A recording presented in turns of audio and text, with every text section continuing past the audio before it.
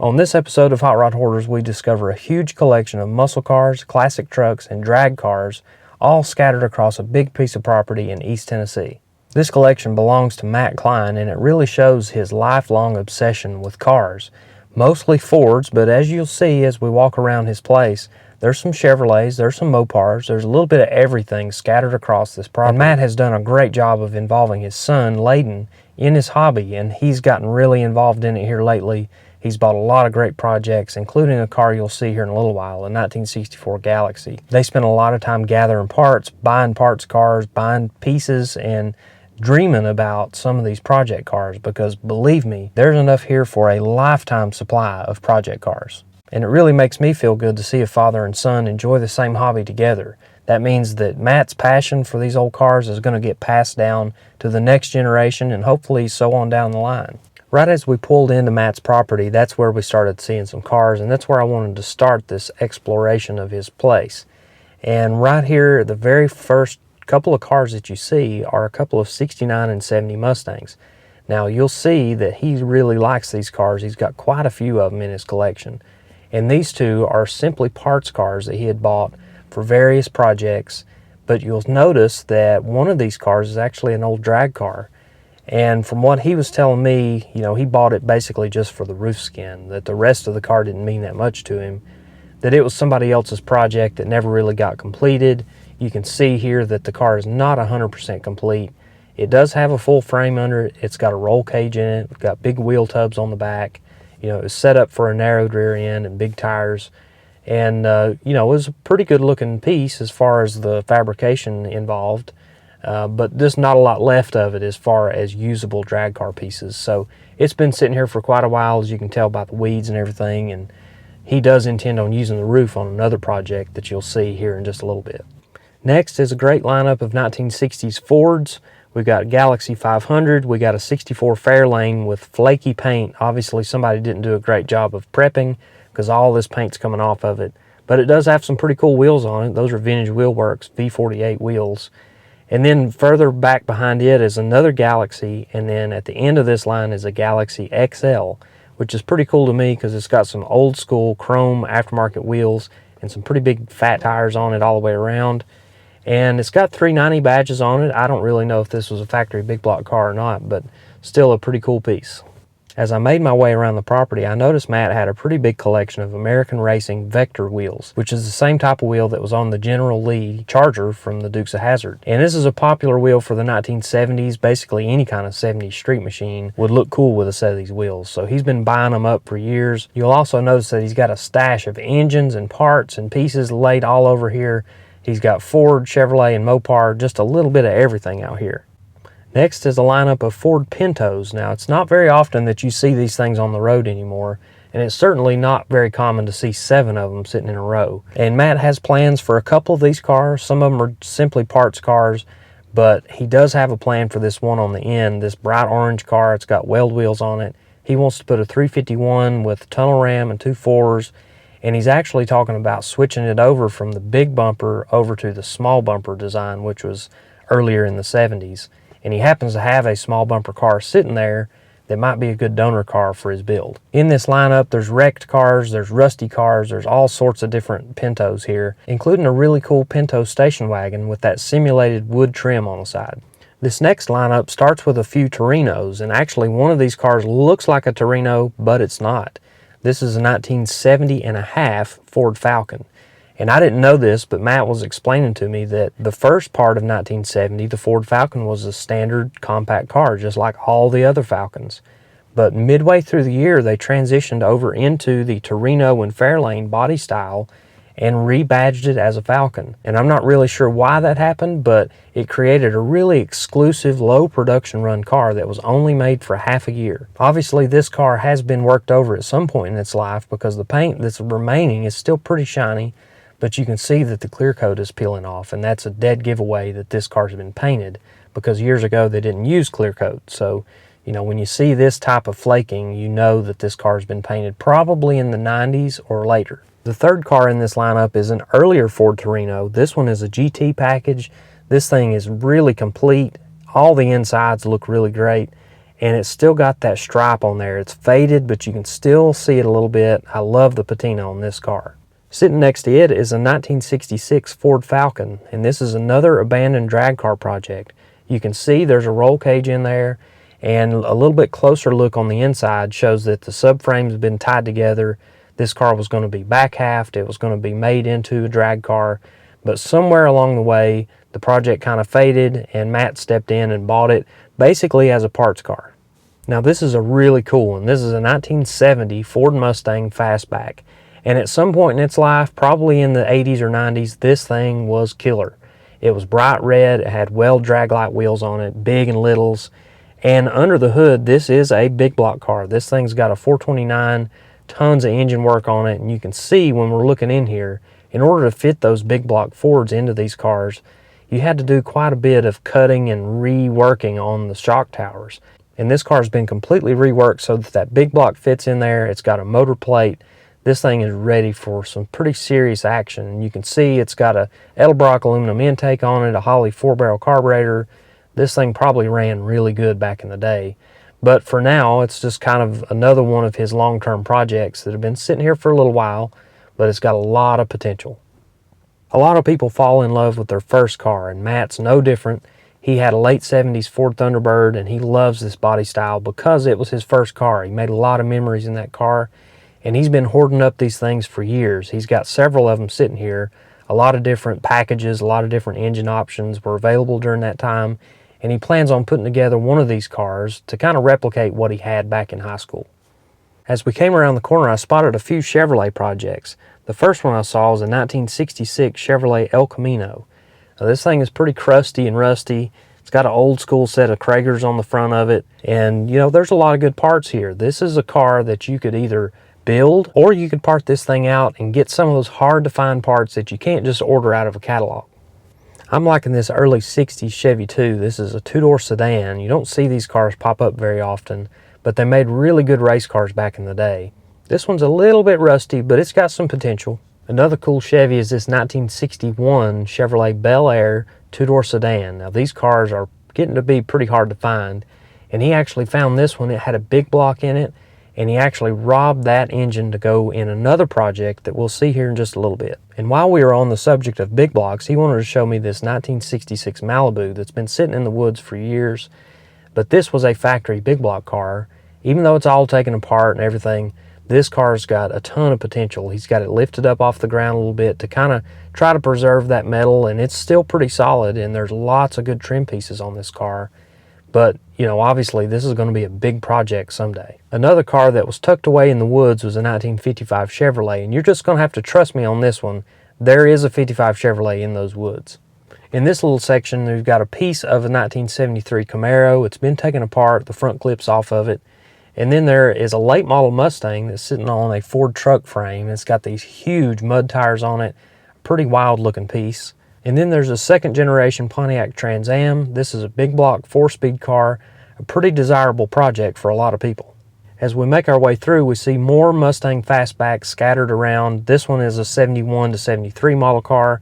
And then we see a 6970 car, and a closer look at that deck lid, it shows a factory Mach 1 paint on it. And you can see where somebody cut out a little spot of rust on this deck lid, which back in the 70s and 80s, if a car had that amount of rust, it was junk. There wasn't anything you'd want to do with it besides make a race car out of it or trash it or use it as a parts car. So that's kind of where Matt took advantage of some of those deals while these cars were still pretty cheap.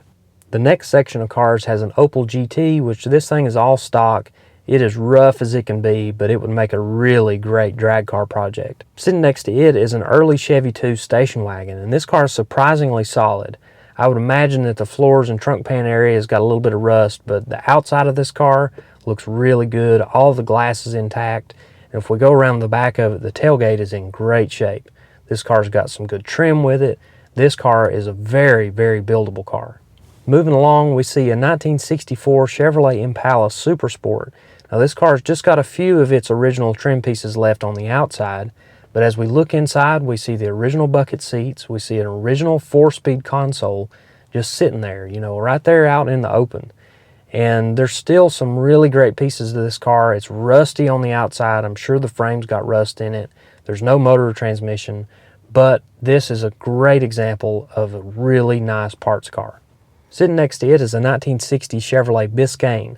Now, this is Chevrolet's most basic model for 1960, stripped down, not very much trim, not a lot of fancy options, but still a really cool looking car. The oldest cars in Matt's collection are these 1940s Fords.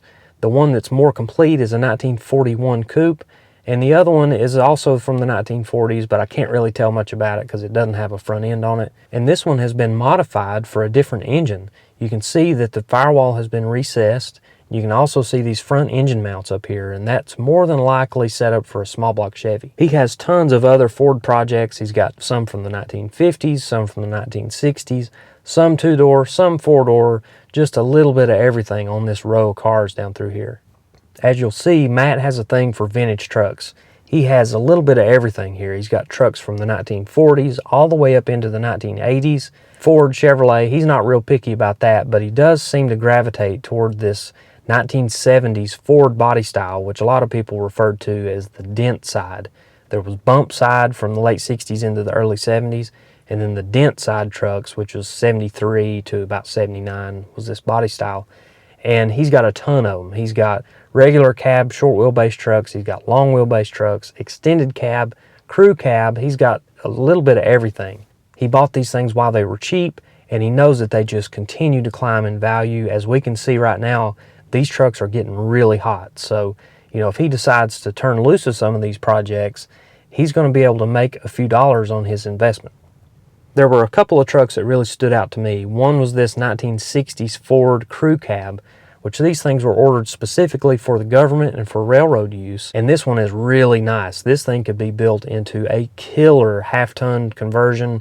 This is originally a 3/4 ton truck, but you could either do the 3/4 ton restoration or you could slam this thing on the ground with some big wheels. The options are endless on this truck.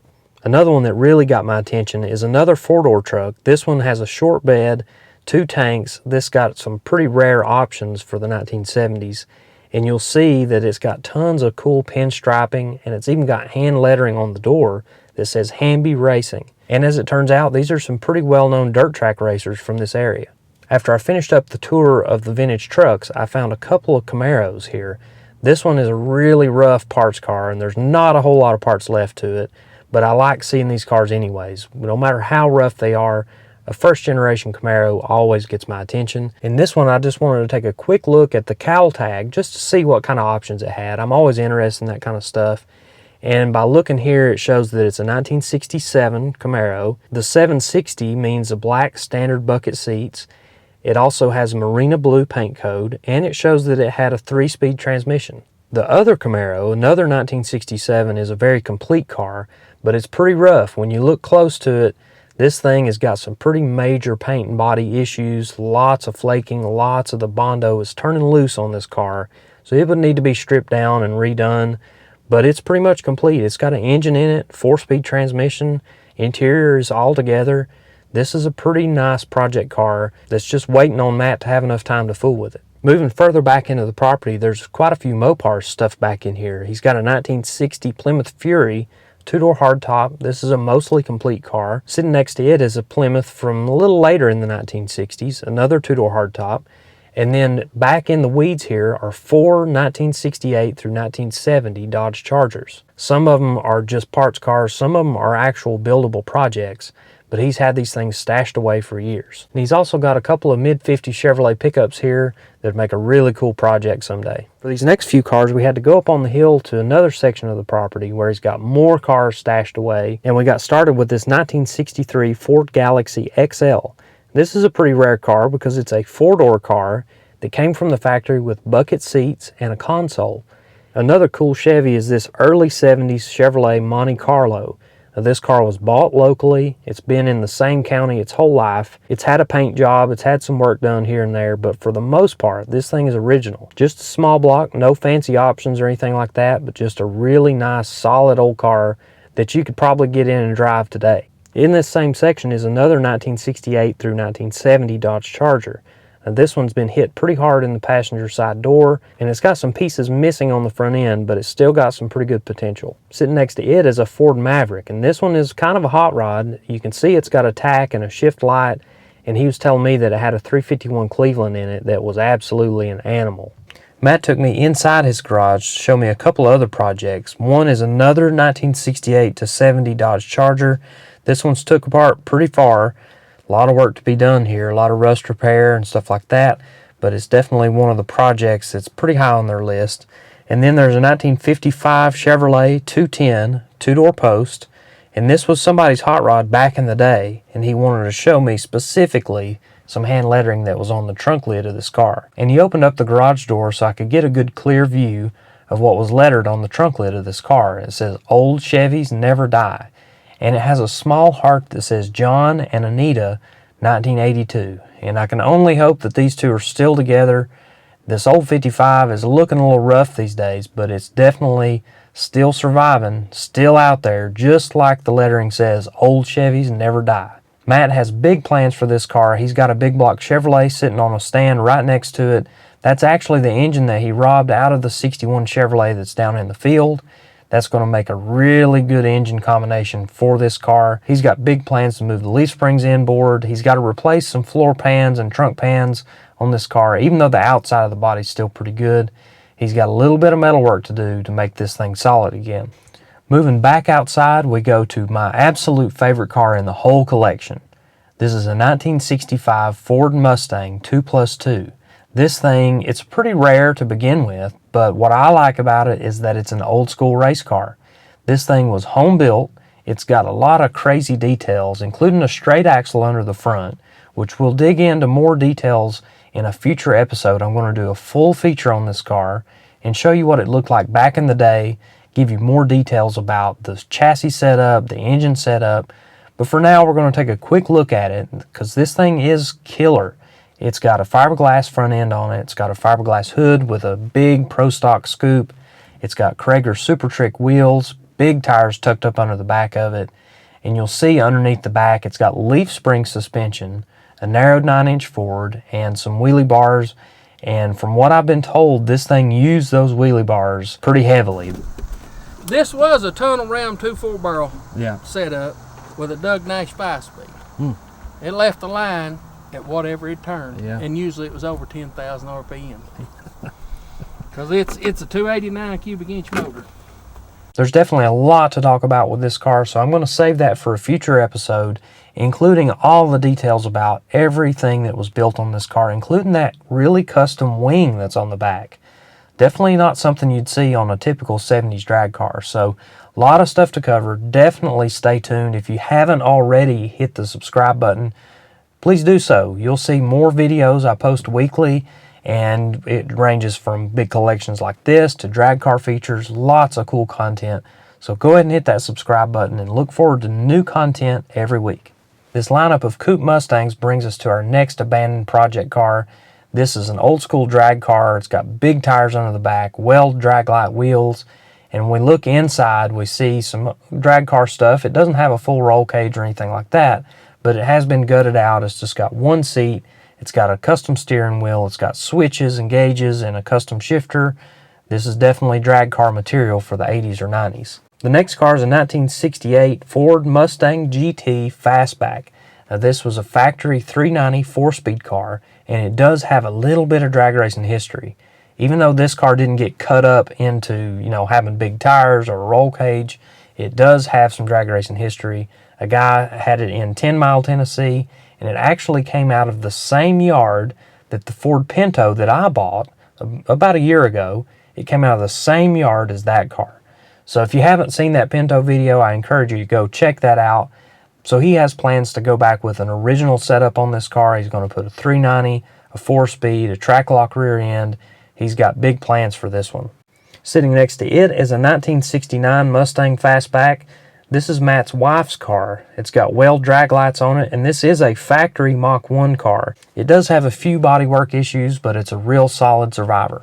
And here we've got another drag car project. This is a 1969 Mustang Fastback, and this is a pretty serious car. This has got a full frame. This has got a full roll cage. It's got fiberglass doors, fiberglass front end.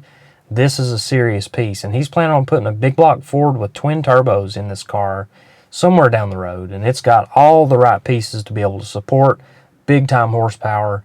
And, you know, it's all just a matter of straightening up that old fiberglass, getting this thing to where it looks good again, and getting a really solid engine and transmission combination put into it. Now, this old 69 Mustang Coupe looks a little bit rough. It's got some rust. It's got some suspension issues, but this was somebody's hot rod back in the day. It's got centerline wheels on it. It's got a little bit of custom paint here and there. This is a pretty cool piece, even though it's really rough. Now, here's another old school hot rod. This is a 1970 Mustang Fastback. And the first thing I noticed is it's got 4 sets of taillights in it. Instead of just having 2 taillights, it's got a full taillight panel that's just packed with lights. And then as we look around on it, it's got a sunroof in it, which really hurts your heart when you think about how rare these cars are and the fact that somebody would cut a hole in the roof of one of these things. And, you know, that taillight panel is a little bit easier to fix, but that roof is a big job.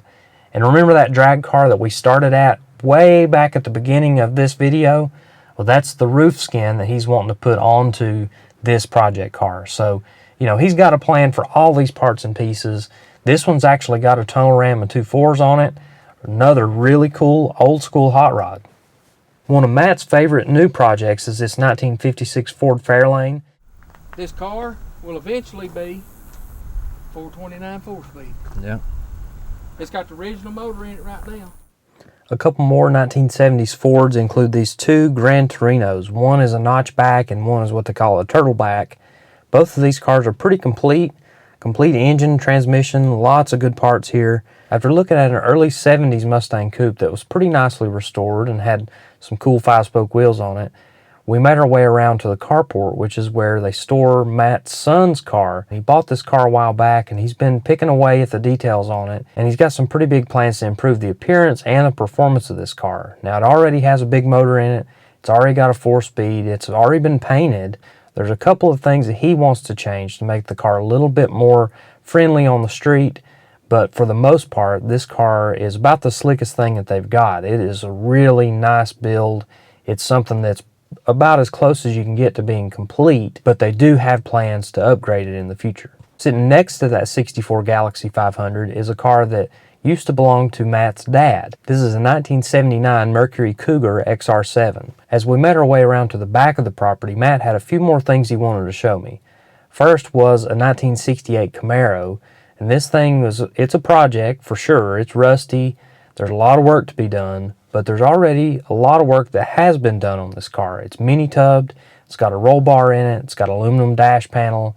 You know, somebody's already put in a lot of work on the chassis and the suspension on this car, but it still needs a lot of body work. You can see that it's just sitting down on the ground in the front, no motor transmission, it's got drum brakes on it. You know, somebody would have to really get in there and spend a lot of money to make this car somewhat relevant today, but it's got the potential. But as we kept walking around here, he wanted to show me this wrecker that he's been using for years. It's an old International, and this thing looks a little bit rough. It kind of looks like the Towmater truck from the Cars movie, but this thing runs and drives great. He pulls heavy loads with it. As you can see, he's got a big Ford dump truck hooked to the back of this thing right now. This thing is well equipped for getting out and doing some serious work. I'd take this old girl anywhere, buddy.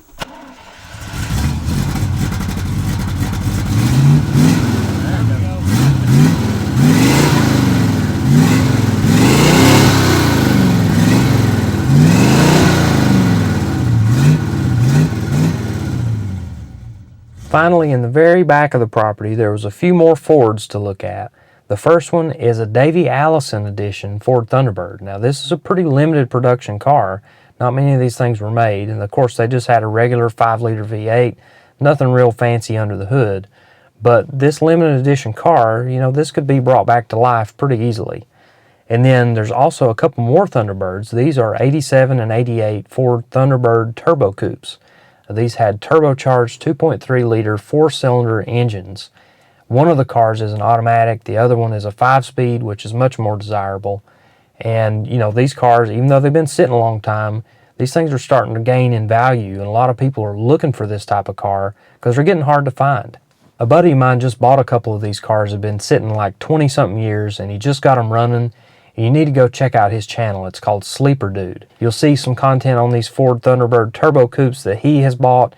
He's got lots of other videos too on things that he's scraped together and scrounged together and got running again. The last notable car back here in the back part of the property is this Ford Maverick Grabber. Now this is a 6-cylinder car. It's not anything special as far as the drivetrain, but still, Mavericks are getting pretty hard to find. He's held on to this thing for a long time. I hope you've enjoyed checking out Matt's collection of muscle cars, old trucks, old drag cars, and all sorts of other projects. He's got a crazy collection of cars and trucks here and an endless list of projects. He's got plans that'll last a lifetime. He's going to be working on this stuff, and his son's going to be working on this stuff for years to come. And he's got plenty of parts cars. He's got plenty of trading material. He's got plenty of stuff here to fund all of his future projects. And he's been having a blast collecting these cars and parts for the last few decades. So stay tuned for that Mustang video and more content coming soon. Thank you for watching.